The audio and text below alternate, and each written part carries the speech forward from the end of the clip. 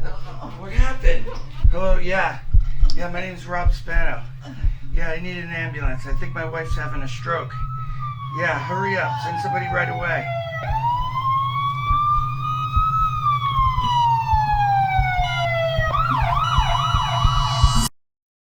People are led to believe that a stroke or heart attack is a physical health condition, when in reality, it can be the result of years of mental and emotional trauma that never gets resolved.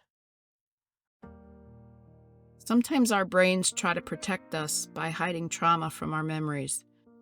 Every time I closed my eyes, I remembered inappropriate behavior as a young girl. During showers before bed, I remembered the colors of towels, feeling uncomfortable while washing up, and just feeling like something wasn't right. The flashbacks were constant, but the big picture is still a blur. Please welcome our next guest. Why don't you tell us a little bit about My your life life? changed in an instant. I was watching a famous talk show, and on that day, they were talking about sexual abuse. Something they said triggered my repressed memories, and all the trauma I experienced as a child fell on me like a ton of bricks. It wasn't a nightmare that haunted me all those years. It was the dark memories leaking through cracks into my subconscious. At that very moment, I had flashbacks of him and what he did to me. It was my uncle. He was supposed to keep me safe, an authoritative figure and a friend. After learning about the abuse I experienced and discovering the truth about who he was, trusting others and having boundaries became an ongoing struggle.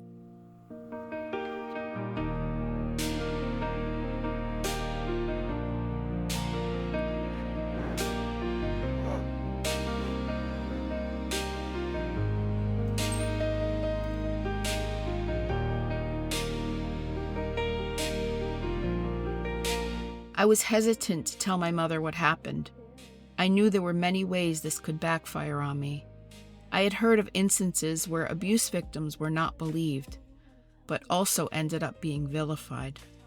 Would my mother accept the fact that a blood relative abused me as a child? But she was the only one I could confide in. I had to let it out before it consumed me, and so I told her everything. I don't know, Mom. I don't want to hurt myself. I want the pain to stop.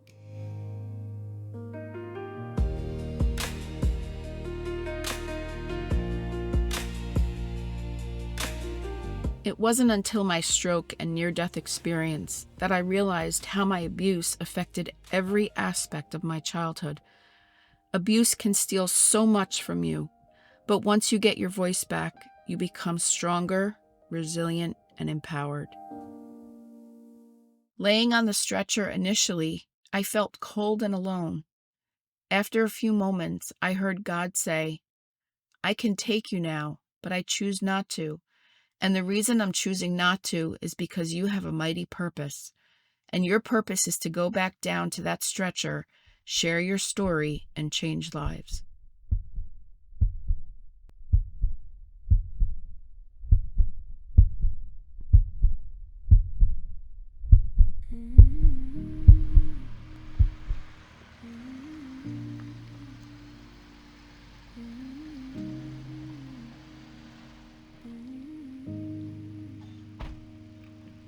Tired doesn't begin to describe it.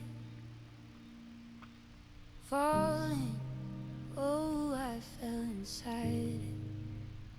As traumatic as this stroke and near-death experience was for me and hundreds of other people, it was the turning point in my life and for my healing journey. The abused version of me died that day, and a new, resilient, powerful, strong, and empowered woman was born. God gave me a second chance and uncovered my purpose.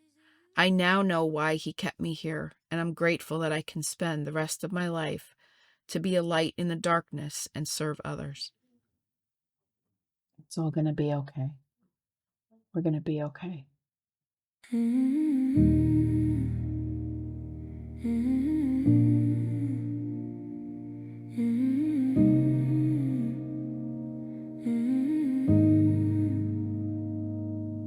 Tired doesn't begin begin to describe it. Falling, oh, I fell inside it.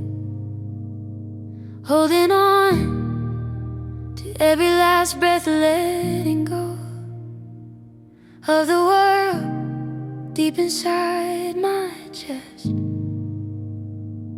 Suddenly I looked up, lights flashing all around. Was I alone? Is it you, God, I found? It was a stroke of love when your mercy rushed in. What the world called broken, you were healing within. You turned my pain to purpose, my heart to enough. What I thought was the end. Hi, my name is Nancy Spano, and you just saw a piece of my story. It was difficult, but it was my truth. I'm not standing here because I'm stronger than anyone else. I'm standing here because I chose to keep going. Trauma doesn't define your story.